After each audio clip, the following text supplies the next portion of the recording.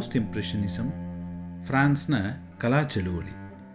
ಇದು ಪ್ರಾರಂಭ ಆದದ್ದು 1886ರಲ್ಲಿ. ಇಂಪ್ರೆಷನಿಸಮ್ ನಂತರದ ಕಲಾ ಬೆಳವಣಿಗೆಯನ್ನು ಪೋಸ್ಟ್ ಇಂಪ್ರೆಷನಿಸಮ್ ಎಂದು ಕರೆಯಬಹುದು.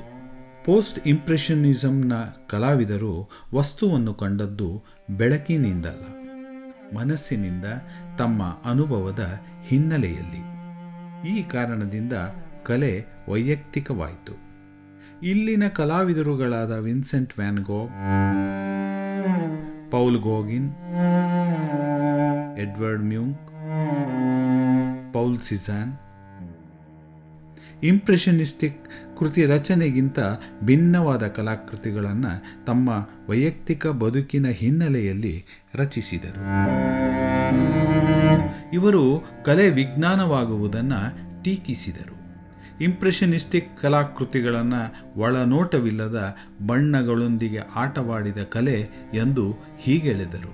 ಪೋಸ್ಟ್ ಇಂಪ್ರೆಷನಿಸ್ಟಿಕ್ ಕಲಾವಿದರುಗಳಲ್ಲಿ ಕೈಗಾರೀಕರಣ, ಪರಿಸರ ನಾಶ, ಯಾಂತ್ರಿಕತೆಯ ಕಾರಣಗಳಿಂದ ಆಕ್ರೋಶ, ಭಯ, ನೋವು, ನಿರಾಶೆ, ಅಸಹಾಯಕತೆ, ಮಾನಸಿಕ ತಳಮಳದಿಂದ ಕೂಡಿದ ಕಲಾಕೃತಿಗಳು ಅಭಿವ್ಯಕ್ತಿಗೊಂಡವು.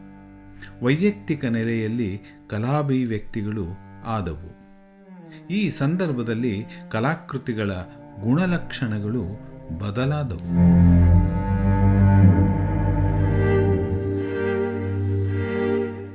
ಇವರಿಗೆ ವಸ್ತು ಹೇಗೆ ಕಾಣುತ್ತಿದೆ ಎನ್ನುವುದಕ್ಕಿಂತ ಆ ವಸ್ತು ನನಗೆ ಹೇಗೆ ಕಾಣುತ್ತಿದೆ ಎಂಬುದು ಮುಖ್ಯವಾಯಿತು. ಈ ಕಾರಣಗಳಿಂದ ಕಲೆ ವೈಯಕ್ತಿಕವಾಯಿತು. ಬರಿಯ ಕಣ್ಣಿನಿಂದ ನೋಡುವುದಲ್ಲ, ವೈಯಕ್ತಿಕ ಅನುಭವದ ಮೂಲಕ ಗ್ರಹಿಸಿ ಅಭಿವ್ಯಕ್ತಿಸಿದರು.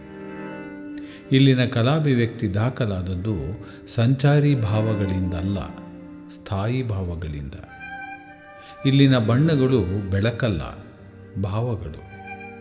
ಭಾವಗಳಿಂದ ಮಿಂದೆದ್ದ ಕಲಾಭಿವ್ಯಕ್ತಿಗಳು ಇಲ್ಲಿ ಪರಿಣಾಮಕಾರಿಯಾಗಿ ಪ್ರಕಟವಾದವು.